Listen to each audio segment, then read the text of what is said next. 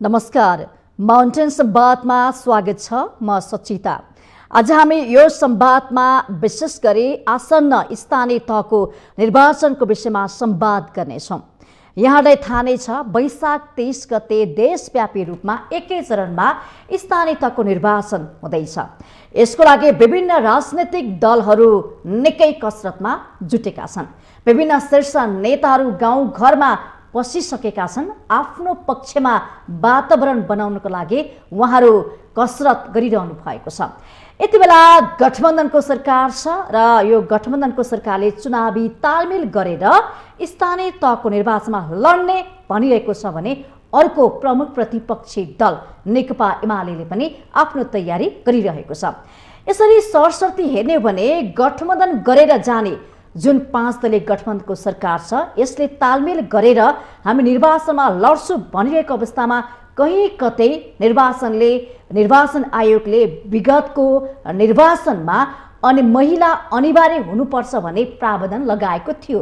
तर यस वर्ष भने महिला नहुँदा पनि फरक नपर्ने भनेर निर्वाचन आयोगले भनेको छ। यसले गर्दाखेरि कहीँ कतै महिलाहरूको एउटा चिन्ता डर पनि छ, हामीले अवसर नपाउने हो कि भन्ने। यो विषयमा पनि संवाद गर्नेछु र सँगसँगै यो गठबन्धन छ, यसको आवश्यकता, यसको औचित्य, यसले गर्ने काम लगायतका विषयमा संवाद गर्नेछौँ। र विशेषतः धेरै राजनीतिक दलले निर्वाचनको मुखमा एजेन्डा बनाउने गर्नुहुन्छ। त्यसमा पनि जनताको एजेन्डा भनेर जनता सामु गएर बाचा कसम पनि खानुहुन्छ। तर चुनाव जितेर आइसकेपछि उहाँले त्यो बाचा कसम सर्लक्क बिर्सिनुहुन्छ। 5 वर्षपछि बल्ल तल अहिले गाउँघरमा नेताहरू पस्नु भएको छ। कोही कतै त 5 वर्षपछि मात्रै पसेको हामीले देखेका छौँ। यस्तो परिस्थिति छ राजनीतिक दलहरूको। अब जनताले पनि परीक्षण गर्नु होला नै। तर यो स्थानीय तहको निर्वाचनमा अब माओवादी केन्द्रको रणनीति तयारी कसरी भइरहेको छ, गठबन्धनमा उसले कसरी काम गर्छ लगायतका विषयमा संवाद गर्नेछौँ।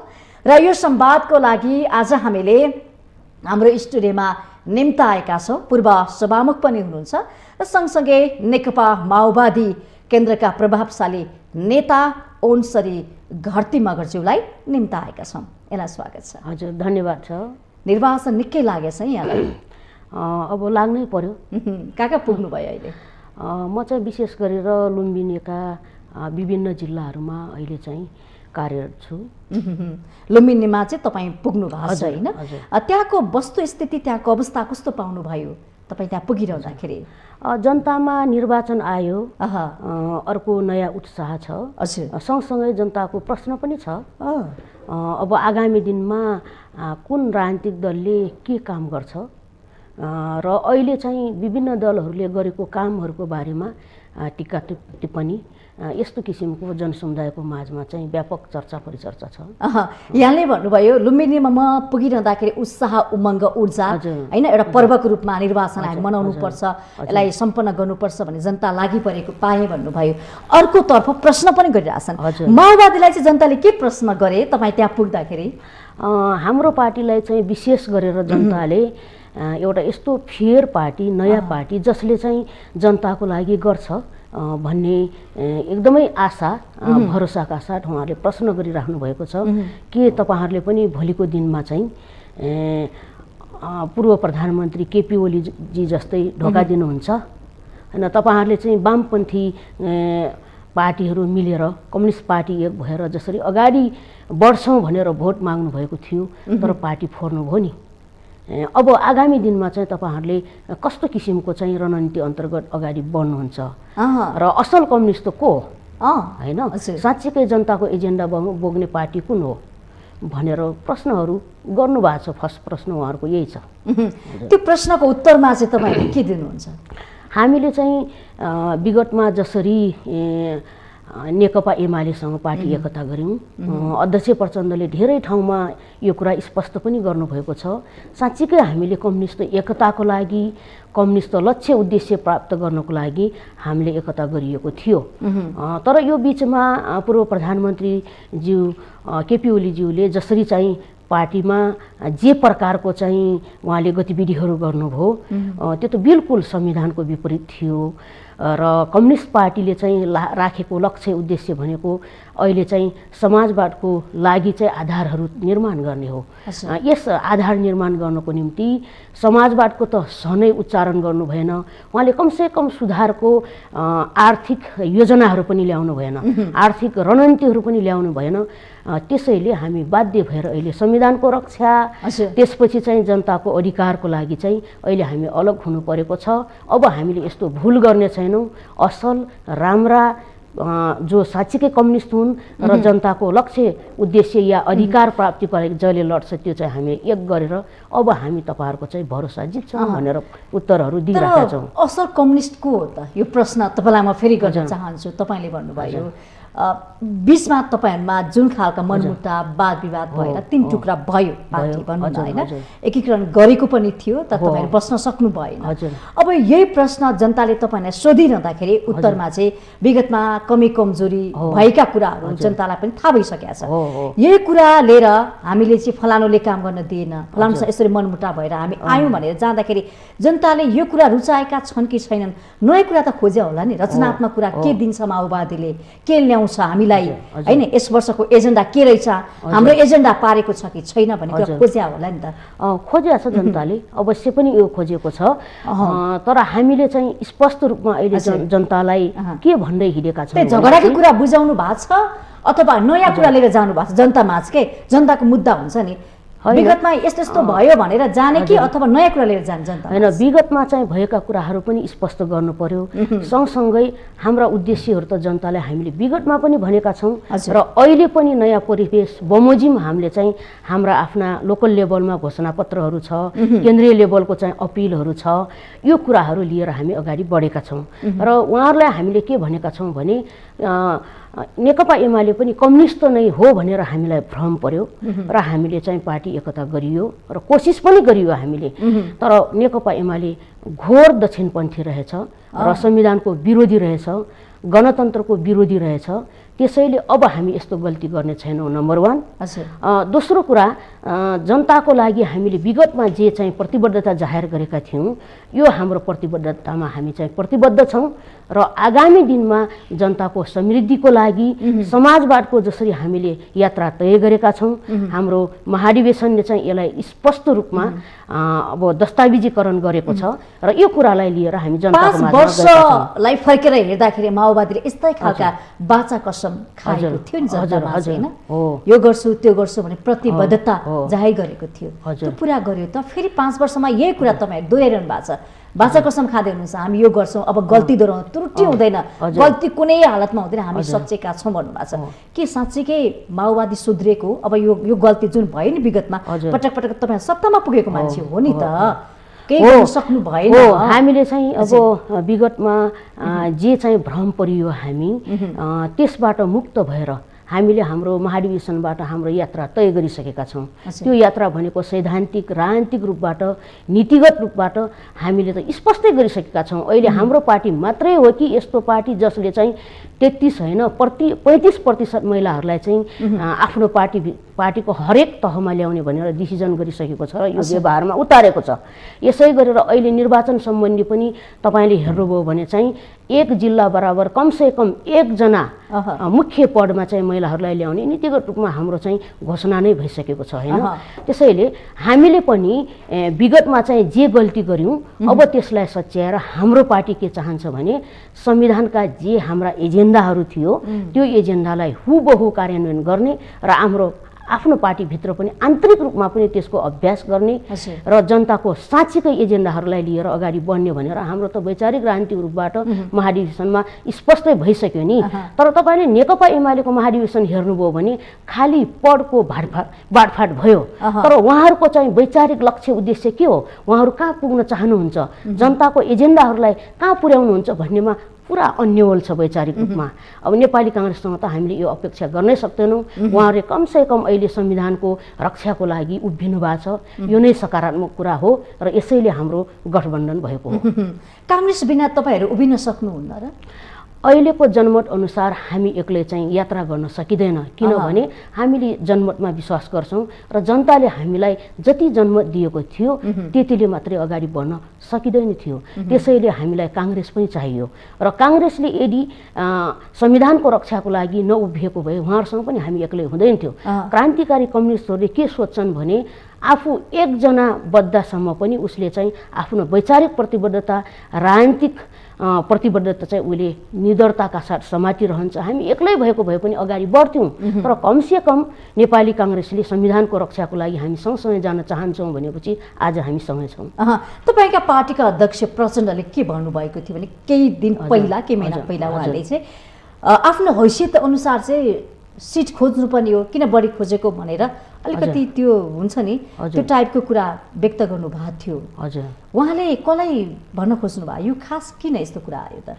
होइन, यो भागवण्डामा यहाँले भागवण्डाको पार्टी होइन, भागवण्डाको लागि चाहिँ हामीले गठबन्धन गरे होइन भन्नु पनि यो प्रश्न मैले तपाईँलाई गरे हो कि होइन, यस्तो होइन, यो त अब प्राविधिक कुरा हो बिल्कुल होइन। नेताहरूको तर सिट बाँडफाँडमा अझै पनि त रुम्बल लिएको छ यो गठबन्धन। होइन, यो त धेरै अब आकाङ्क्षीहरू हुनुहुन्छ। स्वाभाविक रूपमा पार्टीभित्र उहाँहरूले चाहिँ योगदान गरिसकेपछि उहाँहरूले चाहिँ आकाङ्क्षा राख्नु नराम्रो कुरा होइन। ती आकाङ्क्षाहरूलाई चाहिँ हरेक नेताले, हरेक दलले या हरेक पार्टीले चाहिँ सम्बोधन गर्नुपर्छ। यसमा चाहिँ त संवादहरू चाहियो, अब छलफल चाहियो। त्यसको लागि उहाँहरूले जे गृह कार्य गरिराख्नु भएको छ हामीले चाहिँ अहिले यसलाई चाहिँ स्वाभाविक रूपमा लिनुपर्छ। फेरि यही प्रश्नमा तपाईँलाई दोहोऱ्याउन चाहन्छु, माओवादी एक्लै निर्वाचनमा लड्यो भने माओवादीले आफ्नो पोजिसन, आफ्नो अवस्था कहाँ रहेछ भन्ने कुरा थाहा पाउँथ्यो, लगायत अन्य पार्टीले पनि थाहा पाउँथे नि त। यसरी गठबन्धनमा तपाईँहरू त यसरी मिले जाँदाखेरि कुन पार्टीको कुन अवस्था के रहेछ भने थाहा नहुने भयो। फेस टु फेस गर्नुपर्ने होइन, एक्लै लड्दा के हुन्छ, कुन पार्टीको कुन चाहिँ पोजिसन अवस्था थाहा हुन्छ नि त, कुन पार्टीलाई जनताले मन पराएका रहेछन्। एक्लै भिड्दा त एउटा राजनीतिक पार्टीको तपाईँको एजेन्डा होला, रणनीति होला, काङ्ग्रेससँग मिल्छ? साझा कार्यक्रम बनाएको छ त तपाईँहरूले गठबन्धन बिचमा? अब चुनावमा जाँदाखेरि साझा बन्नुपर्छ। गठबन्धन नै एउटा एजेन्डा मिलेर गरिएको हो होइन, यहाँलाई म स्पष्ट बनाउन चाहन्छु। अहिले चाहिँ निर्वाचनमा हामीले लैजाने पनि के हो भने नेपाली काङ्ग्रेससँगको गठबन्धन चाहिँ हामीले संविधानको रक्षाको लागि गरेका हौँ र संविधानको रक्षा मात्रै होइन, यसको हुबहु कार्यान्वयनको लागि गरेका हौँ। यसमा नेपाली काङ्ग्रेस प्रतिबद्ध छ। त्यसैले यो हाम्रो एजेन्डा सँगसँगै भएको हुनाले आज हामी चाहिँ सँगसँगै अगाडि बढेका छौँ भन्ने कुरा हामी स्पष्ट जनतामा भन्छौँ, भनिराखेका छौँ। र जहाँसम्म तपाईँले पोजिसनको कुरा गर्नुभयो, विगतमा हामी एक्लै पनि लडेको हो, तपाईँहरूले देख्नुभएकै छ होइन। स्थानीय लोकल लेभलको चुनाव त हामीले एक्लै नै लडेको हो नि पहिले पनि। त्यस बेलामा कति सिट आयो, के भयो भन्ने त स्पष्टै छ। तर पनि अहिले चाहिँ एउटै एजेन्डाको लागि अब एक्लै लड्ने स्थिति छैन होइन। अब हारिन्छ भनेर गठबन्धनमै रहनुपर्छ, यसलाई गर्नुपर्छ भन्ने हो, त्यो होइन। त्यो सत्तामा टिक्ने दाउपेच हो कि न कतै गठबन्धनको? यो पनि होला। त्यो सत्तासँग मात्रै सरकार छैन, यो त के हो भने प्रतिक्रान्ति रोक्नको लागि बनाइएको मोर्चा हो। र यो मोर्चामा यदि साझा एजेन्डाहरू छ भने साझा एजेन्डा उठाउने व्यक्तित्वहरू पनि एउटा मात्रै हुन सक्छ। त्यो भयो भने अझै सजिलो हुन्छ। र चुनावका भड्किलो समस्याहरू पनि छन् होइन, ती समस्याहरूलाई पनि यसले दूर गर्न सक्छ।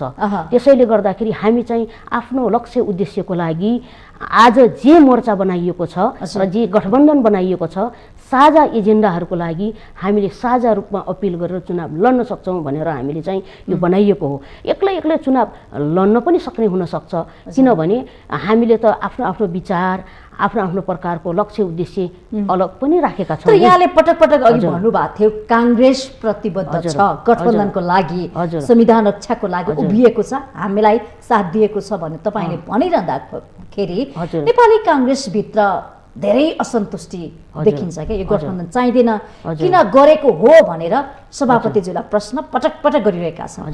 अब काङ्ग्रेसका कार्यकर्ता नेताहरू त्यति चित्त बुझाएका छैनन् गठबन्धनमा, यानि कि तालमेलसँग।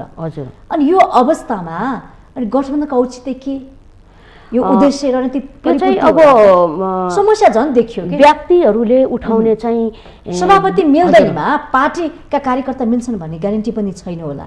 फेरि त्यस्तै खालका असन्तुष्टिहरू पोखिएका छन् काङ्ग्रेसभित्र होइन। यस्ता किसिमका असन्तुष्टि भिन्न मतहरू हरेक पार्टीमै छ, नेपाली काङ्ग्रेसको मात्रै कुरा नगर्नुहोस् होइन, सबैमा छ। तर अन्तिम निर्णय र हामीले हेर्ने निर्णय के हो भनेपछि संस्थागत निर्णय हो। संस्थाले के गर्छ या नेपाली काङ्ग्रेसको पार्टीले के निर्णय गर्छ र नेकपा माओवादी केन्द्रको पार्टीले के निर्णय गर्छ त्यो हो। त्यसभित्रको कुनै एक नेताले के बोल्नुभयो भन्नेसँग हामीलाई सरोकार छैन र त्यो अर्थ राख्दैन। यो लोकतन्त्रमा चाहिँ बोल्नको लागि सबै मान्छे स्वतन्त्र छ हैन, पार्टीभित्रको मेम्बर भोट हालेन भने असर त गर्ला नि। जस्तो कि ठिक छ हजुर, सभापति ज्यू यहाँले संस्थागत निर्णय पार्टीले जे निर्णय गर्छ त्यही हुन्छ भन्नुभयो, त्यसलाई हामी मान्यता दिन्छौँ भनिरहँदाखेरि अब नेपाली काङ्ग्रेसका कार्यकर्ता माओवादी कार्यकर्ताले चाहिँ रुखमा कसरी भोट हाल्ने भन्ला हैन, तपाईको पार्टीमा कसरी भोट हाल्ने भन्ला, त्यो समस्या होला नि त। विगतमा 5 वर्षमा तालमेल गर्दाखेरि यस्ता खालका व्यवहारिक समस्या नदेखिया त होइन नि। हैन, समस्या छ, समस्या छँदै छैन भनेको छैन मैले हैन, तर कमसे कम एक यस्तो राजनीतिज्ञ जसले चाहिँ राष्ट्रको लागि सोच्छ, जनताको लागि उसले चाहिँ विचार गर्छ, त्यस्तो चाहिँ नागरिकको लागि चाहिँ आजको गठबन्धन के हो भनेर बुझाइरहनु पर्दैन। जनताको लेभलमा हामीले स्पष्ट बनाउनु पर्छ। बारेमा जनताले अवश्य बुझेको छ। धेरै ठुलो आन्दोलन पश्चात यो गठबन्धन बनेको हो। जनता आफै हजारौं हजार जनताहरू चाहिँ आन्दोलनमा आएर केपी सरकारलाई बर्खास्त गरेर यो चाहिँ गठबन्धन बनेको हो। किन बनाइयो, काङ्ग्रेससँग किन गठबन्धन बनाउनु पर्यो भन्ने कुरा त उति बेला पनि हामीलाई जनसमुदायलाई भनेका छौँ, अहिले पनि भनिरहेका छौँ भने फेरि पनि भन्छौँ र अहिले नयाँ नयाँ भ्रमहरू सिर्जना हुन सक्छ, त्यसलाई स्पष्ट बनाउने काम त हाम्रो हो नि। त्यसैले जनतालाई हामीले स्पष्टका साथ सरकार आइसकेपछि के गर्यो भने जनताले प्रश्न गरेका छन्। गठबन्धन झन् भद्रगोल भयो, महँगी बढ्यो हैन, बेरोजगार त्यस्तै छ, समस्या झन् बढ्न थाल्यो, समस्याहरू आएका छन्। यो गठबन्धनको सरकार लामो समय भएको पनि छैन। त्यो समस्या यही गठबन्धन सरकारले चाहिँ उत्पादन गरेको हो भन्ने होइन।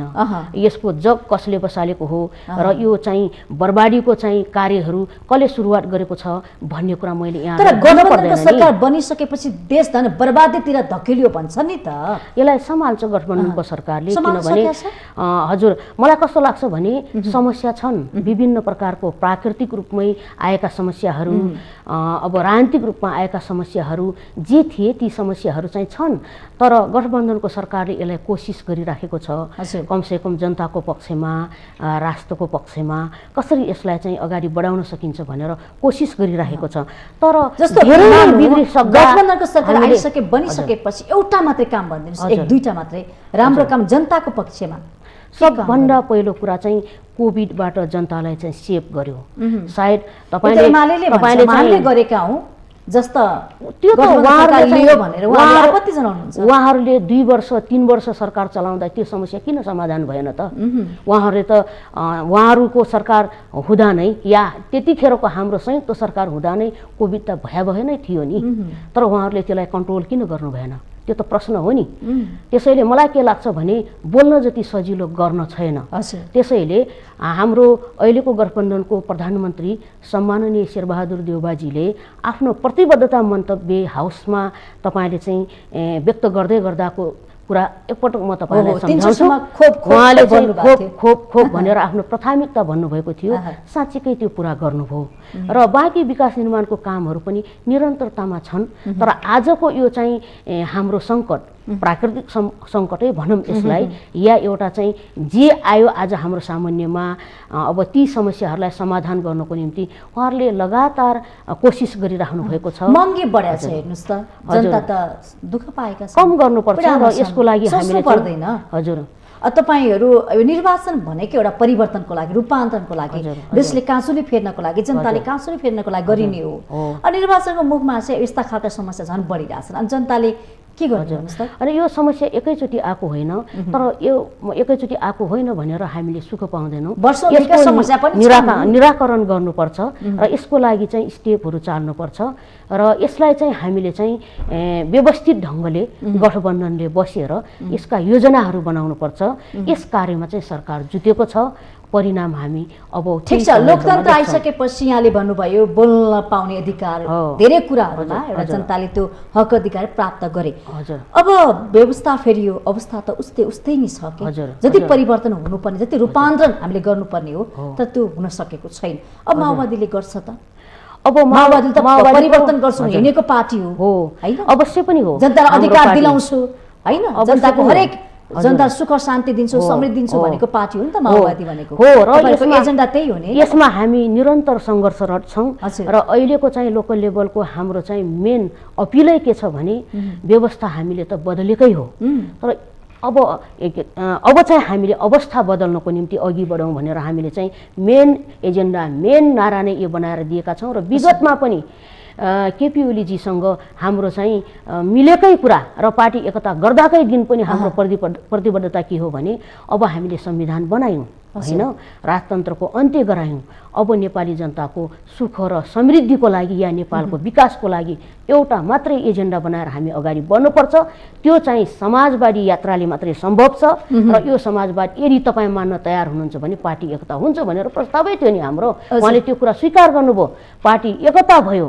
उहाँ प्रधानमन्त्री हुनुभयो तर प्रधानमन्त्री भइसकेपछि यसलाई एक एक गरेर उहाँले काट्दै जानुभयो र लागू गर्नु भएन त्यसैले पार्टी यो अवस्थामा पुग्यो अब हामी यसबाट पाठ सिकेर हामी हाम्रा एजेन्डामा प्रतिबद्ध छौँ र अगाडि बढ्छौँ माओवादी किन धर्म रहेको छ के धर्म रहेको छैन किन उभिन सकेको छैन आफ्नो एजेन्डामा धर्म रहेको छैन मलाई कस्तो लाग्छ भने हाम्रो एजेन्डा त कहिले माधवको साथ खोजिरहन्छ कहिले कांग्रेसको साथ खोजिरहन्छ कहिले जसपा अन्य पार्टीको साथ खोजिरहन्छ साथ खोजेको होइन स्थिरता भन्ने कुरा साथ खोजेको होइन साथ खोजेको होइन नेपाल र नेपाली जनताको लागि आज हामीले जे एजेन्डा उठाएका छौँ सकेसम्म सबैले मिलेर यसको कार्यान्वयन गरेको राम्रो नि हैन म मात्रै हकदार हुँ भनेर म मात्रै नेपाली नागरिक हुँ म मात्रै बहादुर हुँ भन्ने मबाटको विरोधी हौँ हामी त्यसैले हामी के गर्न चाहन्छौँ भने सकेसम्म सबै राजनीतिक दलहरूलाई हाम्रो एजेन्डामा स्पष्ट बनाउन चाहन्छौँ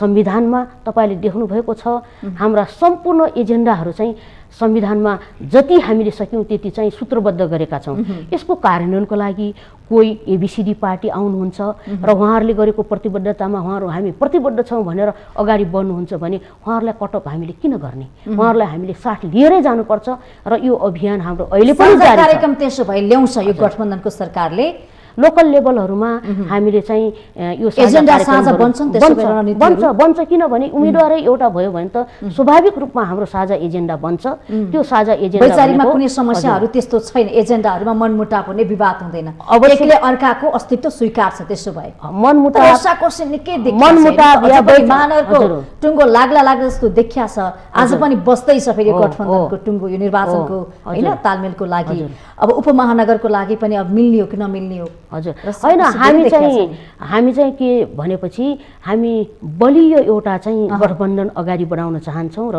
त्यो दिगो एकता हामी अगाडि बढाउन चाहन्छौं त्यसैले यसको पछाडी चाहिँ गर्ने यसको अगाडिपट्टि चाहिँ गर्ने अभ्यासहरू पनि हामीले समय लगाएर असाध्य दिगो प्रकारको भरपर्दो प्रकारको हामी चाहिँ गर्न खोजिरहेका छौं यहाँले भन्नुभयो दिगो विश्वासिलो भरपर्दो यदि कुनै पनि राजनीतिक दलले लामो छ त्यसो भए कहाँसम्म पुग्छ त किन नपुग्ने आज हामीले चाहिँ संविधान जसरी जारी गरियो त मिलेरै गरेको हो नि कुनै एउटा दलले मेरो मात्रै हो भन्न सकिन्छ र सकिन्न नि मिलेरै गरेको हो यद्यपि यी एजेन्डाहरू माओवादीले रेज गरेको थियो तर हामीले बनाउने बेला त समझदारीमा साझा रूपमै बनाएको थियो नि यसको कार्यान्वयनको लागि किन यात्रा सँगसँगै हुन सक्दैन यसको यात्रा त अझै धेरै लामो छ नि त्यसैले गर्दा नेपाली जनताको समृद्धिको लागि नेपाली जनताको खुशीको लागि नेपाली जनताको चाहिँ अब जसरी चाहिँ आजको विकासको एजेन्डा छ त्यो अगाडि बढाउनको लागि त एक किन हुन सकिन्न अवश्य पनि सकिन्छ र यो यात्रामा म पनि तयार छु भन्नेहरूलाई हामी सबैलाई लिएर जाने हो गठबन्धन टुट्ने फुट्ने त्यो खालको कुराहरू पनि आइरहेका थिए बीचमा त्यस्तो केही समस्या छैन त्यसो भए निरन्तर अगाडि बढिरहन्छ यात्रा काई ब्रेक लाग्दैन विभिन्न एजेन्डाहरूमा बहस हुन्छ किनभने अलग दल हो अलग एउटा पार्टी हो स्वाभाविक रूपमा चाहिँ माओवादीले कांग्रेसलाई भोट हाल्छ त प्रश्न फेरि पनि म दोहोऱ्याउँछु माओवादीले कांग्रेस वर्षौंदेखि दुःख गरे हुन्छ माओवादीको झण्डा बोकेर हैन माओवादीका जनता कार्यकर्ताको लागि हैन उहाँले अहोरात्र खट्नु भएको हुन्छ माओवादीले कांग्रेसलाई चाहिँ भोट हाल्ने माओवादीले चाहिँ कलमलाई भोट हाल्ने त हाम्रो अभ्यास पार्टी प्रतिको माया मोह होला हैन छ त्यो किन नहुने तर जनताको हितमा आज चाहिँ काम भइरहेको छ भने त्यो चिन्हलाई हामीले पूर्वाग्रह राख्नु हुँदैन नेपाली कांग्रेसले पनि हसिया हटौडामा पूर्वाग्रह राख्नु भएन नेकपा माओवादी केन्द्रले पनि रुखमा चाहिँ अब पूर्वाग्रह राख्नु भएन या यी दुवै पार्टीले कलमलाई पनि पूर्वाग्रह राख्नु भएन। त्यसैले मलाई कस्तो लाग्छ भने जनता र देशको लागि यदि हामीले चाहिँ खटिराखेका छौँ र अहोरात्र हामीले योगदान दिएको हो भने आज चाहिँ जनताको संविधान बचाउनको लागि र यसको कार्यान्वयन गर्नको लागि जनताको समृद्धिको लागि चाहिँ कुनै एउटा चिन्हमा चाहिँ पूर्वाग्रह राखिँदैन, राख्नेवाला छैनौँ हामी र यो सबैले चाहिँ यो चाहिँ साझा प्रतिबद्धता जाहेर गरेर हामी अगाडि बढ्छौँ। भनेपछि आजको बैठकले पनि एउटा टुङ्गो लगाउँछ तालमेलको विषयमा, जुन विवाद महानगर उपमहानगरमा काम कसरी मिलाउने भन्ने कुरा थियो त्यो पनि टुङ्गो लाग्छ। हजुर, कुनै समस्या छैन। विभिन्न प्रकारको बहसहरू, विभिन्न प्रकारको तर्कहरू हुन्छ, त्यो पनि गठबन्धनलाई कसरी अगाडि बढाउने या जनताको एजेन्डालाई हामीले चाहिँ कसरी अगाडि बढाउँछौँ, कुन व्यक्ति आउँदाखेरि या कुन पार्टी आउँदाखेरि त्यो सहज हुन्छ भन्ने कुरामा छलफल अवश्य पनि छ। तर निष्कर्ष आउँछ मानौ एजेन्डाको कुरा गरौँ हैन, विगतमा पनि एजेन्डा बनाए हरेक राजनीतिक पार्टीहरूले हैन, यस वर्ष पनि बनाउँछ। हजुर, अब जनताको वास्तवमा एजेन्डा बनाउँदाखेरि कस्तो खालको एजेन्डा जनताले मन पराउँछन् त्यो कुरामा ख्याल गरेर विस्तार पुर्याएको छ पार्टीले? अवश्य पनि हरेक दलले, किनभने हाम्रो क्याडरहरू चाहिँ अहिले पनि चाहिँ जनताको माझमा हुनुहुन्छ। हाम्रा लिडरहरू विभिन्न प्रकारले चाहिँ हामी जोडिराखेका छौँ हैन। जनताको माझमा के समस्या छ, वास्तवमा जनताको समस्या समाधान गर्ने यति मात्र एउटा एजेन्डा त हो नि हजुर हामीले अगाडि बढाउनको लागि। त्यसैले म के भन्न चाहन्छु भने हामी आज चाहिँ जनताको समस्याहरूलाई कसरी समाधान गर्छौँ त भनेपछि हामीले भनेको, कम्युनिस्टहरूले भनेको चाहिँ समाजवादी यात्रा जो चाहिँ हामीले चाहिँ संविधानमा पनि उल्लेख गरेका छौँ, यस कुरासम्म चाहिँ नेपाली काङ्ग्रेसको पनि प्रतिबद्धता छ। त्यसैले हामीले आफ्ना एजेन्डाहरू त 1, 2, 3 भनेर राखिराखेकै छौँ, आइराखेकै छ र हामी राखिरहन्छौँ। जनताले हाम्रो एजेन्डा राखेर मन पराएका छन्। अवश्य पनि मन पराएको दैलोमा पुग्दाखेरि मन पराएको छ। तपाईहरुले अवसर दिन्छौ भन्नु भएको छ कि पटक पटक अवसर दियौ तर धोका मात्र खायौं भन्नु भएको छ? त्यस्तो होइन। उहाँहरूले के भन्नुभएको छ भने माओवादी पार्टी अबको दिनमा चाहिँ परिपक्व पार्टी भएर अगाडि आउनुपर्छ। तपाईहरुले धेरै परिपक्व व्यवहार देखाउँछ माओवादीले पटक पटक, अनि कसरी परिपक्व जिम्मेवारी पार्टी उत्तरदायी पार्टी? यो समस्याहरू आउँछ नआउने होइन, समस्याहरू आउँछ। नयाँ नयाँ समस्याहरूमा चाहिँ हामीले सम्बोधन गर्दाखेरि कहीँ कतै कमी कमजोरीहरू हुन सक्छ, तर त्यसमा नियत हुनु भएन। र नेकपा माओवादी केन्द्रसँग आजसम्म चाहिँ जनताको बिचमा जाँदाखेरि केही कमी कमजोरीहरू हाम्रो भएका छन्, नभएका होइनन्, तर त्यसमा चाहिँ जनताको विरुद्धमा, देशको विरुद्धमा नियत राखेर कुनै पनि एउटा काम हामीले गरेका छैनौँ। ढङ्ग नपुगेको होला, जनताले पनि हामीलाई धेरै सुझावहरू दिनुभएको छ अहिले, र त्यो सुझावलाई मनन गरेर हामी अगाडि बढ्छौँ।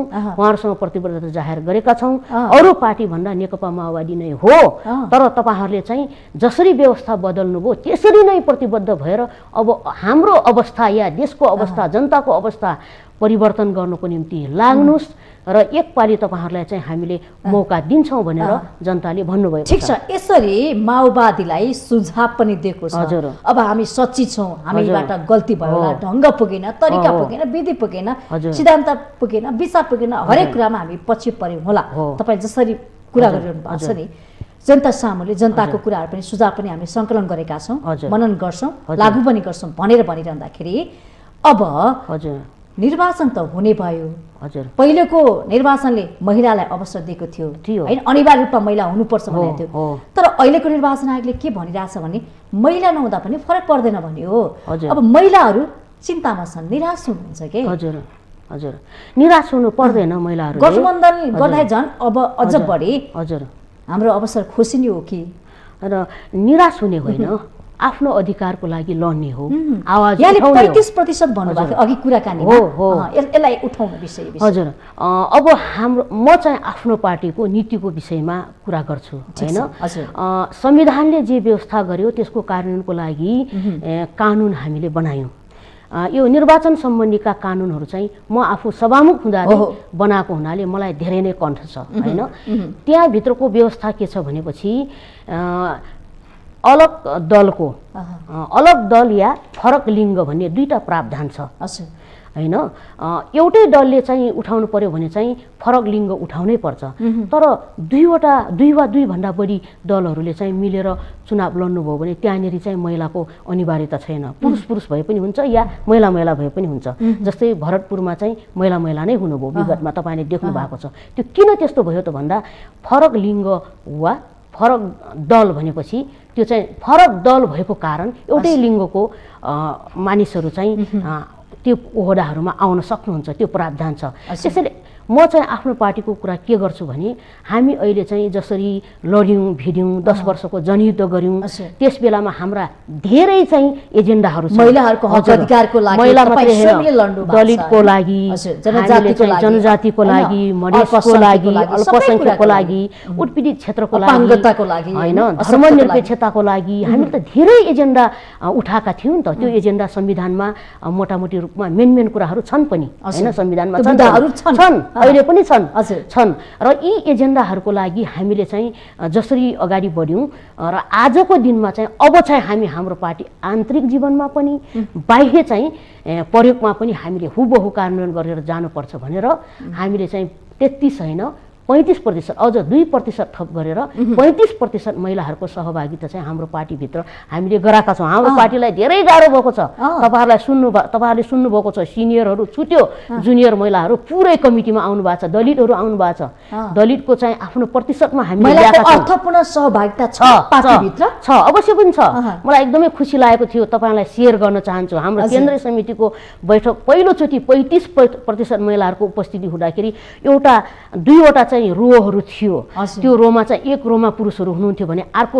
रोमा चाहिँ महिलाहरू हुनुहुन्थ्यो कहिले पनि हामीले त्यो संख्यामा चाहिँ केन्द्रीय समितिको बैठकमा उपस्थित भएको थिएन निकै नै उत्साह पनि त्यहाँ चाहिँ प्राप्त भएको थियो हामीलाई हैन त्यस्तो किसिमको भएको छ र नीतिगत रूपमा त्यसपछि पार्टीभित्रको बहसमा उहाँहरूको त उपस्थिति भयो नि त्यसै गरेर तल्लो कमिटीमा हामीले महिलाले अवसर पाएका छन् त निर्णय गर्ने तहमा पनि हामी छौं म स्वयं नै सभामुख समाप्त भइसकेपछि म लुम्बिनी प्रदेशको अध्यक्ष थिए भर्खर मात्रै सम्मेलनले मलाई चाहिँ केन्द्रीय समितिमा चयन गरेको हुनाले मैले त्यहाँ छोडेको छु हैन त्यो माथि एउटै व्यक्ति दुईटा कमिटीमा नबस्ने भएको कारणले गर्दाखेरि हामी चाहिँ केन्द्रमा आइयो र मैले छोड्यो नत्र भने म नै आफू नै अध्यक्ष थिएँ नि त त्यहाँ त्यसैले गर्दाखेरि हाम्रो पार्टीले यो कुरालाई अगाडि बढाएको छ एउटा कुरा दोस्रो कुरा अहिले पनि निर्वाचन सम्बन्धी तपाईले हेर्नुभयो भने के डिसिजन हाम्रो पार्टीले गरेको छ भने एक जिल्ला बराबर कमसे कम एउटा प्रमुख पदमा महिलाहरू आउने र गठबन्धनमा के चाहिँ हामीले प्रस्तावहरू लगिराखेका छौं भने नीतिगत रूपमै एउटा चाहिँ दलले चाहिँ पुरुष दियो भने अर्को दलले आफ्नो उम्मेदवारी महिला दिनुपर्ने यसमा चाहिँ अहिले चाहिँ छलफल छ हाम्रो प्रस्ताव छ माओवादी पार्टीको यो प्रस्ताव छ र हाम्रो महिला साथीहरू महिला संगठन पनि एकदम एक्टिभ छ हामी चाहिँ महिला संगठनमा त छैनौं तर पनि महिला नेता त हौ नि त त्यसैले हामीले विभिन्न क्षेत्रबाट हाम्रो पार्टीमा अहिले चाहिँ निर्णय गराउन सक्ने महिलाहरूको अग्रणी भूमिका स्थानको लागि अवसरको लागि अर्थपूर्ण सहभागिताको लागि अहिले पनि तपाईको यो लोकप्रिय टेलिभिजन मार्फत के अपील गर्न चाहन्छु भने हरेक दलले गठबन्धन हुँदाखेरि पनि महिलाहरूको उपस्थिति कम हुन्छ कि भनेर उहाँहरूले चिन्ता गर्नु पर्यो र गठबन्धनले सकेसम्म नीतिगत निर्णयहरू गर्नु पर्यो एउटा दलले चाहिँ महिला दियो भने अर्को दलले चाहिँ पुरुष दिनुपर्ने हैन त्यस्तो हुने बित्तिकै तल चाहिँ हाम्रो संख्या घट्दैन हैन भनेपछि कानुनको व्यवस्था बमोजिम मात्रै हामी गइयो भने यहाँहरूले उठाउनु भएको प्रश्न र महिलाहरूले आज हामीले उठाइराखेको प्रश्न जस्तै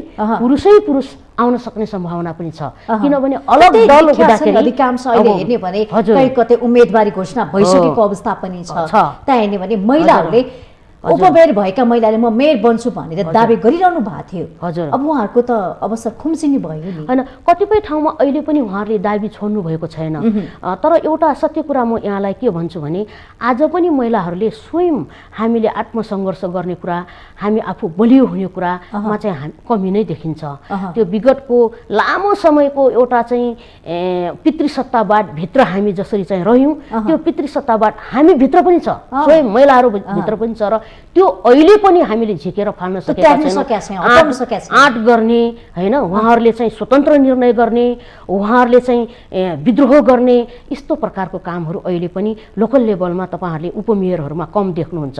जस्तै उम्मेदवारी मैले चाहिँ प्रमुखमा दिने किन र होइन, उहाँहरूले मात्रै होइन, आवाज त अहिले चाहिँ विभिन्न प्रकारको महिलाहरूले विभिन्न क्षेत्रमा रहनुभएका महिलाहरू जो चाहिँ जनप्रतिनिधि हुनुहुन्न उहाँहरूले व्रत उठाउनु भएको छ। मलाई खुसी लाग्छ किन विगतमा चाहिँ हामी एक्लै हो कि भन्ने लाग्थ्यो। कानुनहरू बनाउँदाखेरि ठुल्ठुला चाहिँ उच्च ओहदामै बस्नुभएका पुरुष साथीहरूले पनि हामीलाई क्वेसन गर्नुहुन्थ्यो, तपाईँहरूलाई चाहिँ यो कानुनको व्यवस्था गर्दै गर्दाखेरि तपाईँहरूसँग महिला उम्मेदवार छ भनेर क्वेसन गर्नुहुन्थ्यो है। त्यतिखेर चाहिँ म दुखी पनि हुन्थेँ किन आफै सभामुख हुँ, मैले पनि केही चासो त राख्छु नै लिङ्गी सवालमा र धेरै महिला साथीहरूले मबाट अपेक्षा पनि गर्नुभएको छ। उहाँले सम्मानहरू गर्दा तपाईँले महिलाको लागि केही गर्नुहोस्, पहिलो पटक आउनुभएको छ भन्नुभएको छ, अवश्य पनि त्यो जिम्मा त भयो नि। स्वाभाविक रूपले चाहिँ लिडरहरूसँग कुरा गर्दाखेरि आफ्नो लेभलमा चाहिँ मैले चाहिँ त्यो कुरा गर्दाखेरि उहाँहरूले एउटै प्रश्न गर्नुहुन्थ्यो कि तपाईँसँग महिला उम्मेदवार छ? तर आज देशभरि महिला उम्मेदवार छ। त्यसैले म चाहिँ के गर्व गर्न चाहन्छु भने त्यतिखेर पुरुषहरू साथीहरूले चाहिँ मलाई क्वेसन गर्नुहुन्थ्यो, अब त महिला उम्मेदवार त देखा पर्यो नि त, अब कसरी उहाँहरूलाई सम्बोधन गर्ने भन्ने विषयमा नीतिगत रूपमा नै उहाँहरूले चाहिँ एउटा एजेन्डाहरू अगाडि बढाउनुपर्छ। होइन भने त समाजमा चाहिँ हामी सयौँ वर्षदेखि पछि परेको महिलाहरूले अहिले भर्खर पुरुषहरूसँग प्रतिस्पर्धा गर्न सक्छौँ। 100% चाहिँ हामी चाहिँ पुरुषहरूलाई प्रतिस्पर्धा खोजिरहेका छौँ, प्रतिशतको हिसाबमा कुरा गरिरहेका छौँ। कहिले 100% होला? 33% पनि लागू होला त? हुन्छ हुन्छ, यो चाहिँ 33% अधिकार पाउँछ महिलाले? होइन, अहिले त हामीले चाहिँ 33 होइन, विगतको चुनावमा त हामीले चाहिँ 40 पुर्यायौँ नि त प्रतिशतको हिसाबले। र तपाईँले हेर्नुभयो भने उपमेयरलाई हामीले यति अधिकार दिएका छौँ होइन, हामी धेरै कुरा हाम्रो कुरा भन्न पनि बाँकी छ कि संविधानको कुराहरू होइन, त्यहाँ त हामीले यति धेरै अधिकार दिएका छौँ। विशेष गरेर महिला मान्यज्यूहरूले यति योगदान दिनुभयो त्यस बेलामा चाहिँ कानुन बनाउने बेलामा चाहिँ अवश्य पनि महिलालाई उपमेयर दिनेवाला छ। र राजनीतिक दलहरूले मेयर चाहिँ एकदमै कम दिन्छ या अध्यक्षता कम दिन्छ, उपाध्यक्ष धेरै दिन्छ भनेपछि उपाध्यक्षको अधिकारहरू हामीले यति धेरै राखिदिएका छौँ। उपाध्यक्ष भनेको न्यायाधीश पनि हो, उपाध्यक्ष भनेको अर्थमन्त्री पनि हो, उपाध्यक्ष भनेको अनुगमनकर्ता पनि हो। हरेक योजनाको चाहिँ उपाध्यक्ष नभनिकन पास हुन्न, त्यस्तोसम्म हामीले अधिकार चाहिँ ग्यारेन्टी गरेका थियौँ। र उपमेयर अहिले चाहिँ एकदम शक्तिशाली छ। कसैले चाहिँ उपमेयर भइयो किन जाने, उपमेयरको के पनि अधिकार हुँदैन भनेर एकदमै निराश हुनुपर्ने छैन। यदि अहिले उपमेयरहरूले आफ्नो उपमेयरको ओहदालाई सही ढङ्गले प्रयोग गर्नुभएको छ भने उहाँहरू अवश्य पनि जनतामा स्थापित हुनुहुन्छ। मैले यो कुरा चाहिँ दावाका साथ भन्न सक्छु। र धेरै ठाउँमा उहाँहरू स्थापित पनि हुनुहुन्छ र धेरै महिलाहरूले चाहिँ अधिकार पनि प्राप्त गर्नुभएको छ, थुप्रो ठाउँमा लडेको छ महिलाहरूले। त्यसैले मलाई के लाग्छ भने 40% विगतमा थियो र अहिलेको सन्दर्भमा पनि हामीले कमसेकम 33% घटाउनु हुँदैन। र राजनीतिक दलहरूले विशेष गरेर अझ गठबन्धन दलले चाहिँ नीतिगत रूपमा नै महिलाहरूलाई कसरी ल्याउनुपर्छ भन्ने कुराको चाहिँ तर्जुमा गर्नुपर्छ। र अहिले चाहिँ माओवादी पार्टीले उठाएको यदि एक दलले महिला दियो भने एक दलले पुरुष दिने भन्ने चाहिँ यो चाहिँ समझदारी र यो चाहिँ नीतिगत रूपमा उहाँहरूको निर्णय होस् भन्न चाहन्छु। त तपाईँको पार्टीका अध्यक्षका छोरी बुहारीको नाम विशेष गरी आउँछ होइन, जस्तो उहाँ पोखराको कुरा आइरहेको छ, चितवनको कुरा पनि आइरहेको छ, यसमा अलिकति असन्तुष्टिहरू पनि पोखिन्छ, बढी बढ्ता मात्रामा चर्चा हुन्छ। कारण चाहिँ के हो, किन? अनि यस्तो हो, अहिले मात्र बढी अवसर पाए हामीले चर्चा हुन्छ कि हामीले चाहिँ अन्य महिला छैन मेरो उपमेयरमा उठाउनको लागि। हामीले चाहिँ विद्रोह गर्दाखेरि या जनयुद्ध लड्दाखेरि यस्तो चेतना दियौँ हामीले, जुन चेतना चाहिँ राजतन्त्रको अन्त्यको चेतना थियो। त्यो भनेको के हो भने वंशभित्र जन्मिसकेपछि त्यसले सबै कुरा जानेको हुन्छ भन्ने राजाको छोरा राजा हुने सिस्टमको विरोधमा हामीले चाहिँ चेतना दियौँ नि। त्यसैले सबै महिलाहरूले चाहिँ त्यस्तो होला कि भनेर चिन्ता प्रकट गरिराख्नु भएको छ। र नेताको वरिपरिको मान्छे या नेताकै सन्तान चाहिँ विशेष अधिकार प्राप्त गरेर नजाओस् भन्नेमा उहाँहरूले खबरदारी गरेको हो। दाहालको ठाउँमा अर्को माओवादी महिलाले पाउनु पर्दैन अवसर? पाउनुपर्छ, तर त्यसको लागि लबिङ गर्नु पर्यो नि त तपाईँहरूले। छ महिलाहरू बुवा जतिको सशक्त महिला शक्तिशाली योगदान दिएको महिला छैन माओवादीमा? छ, किन नहुने छ।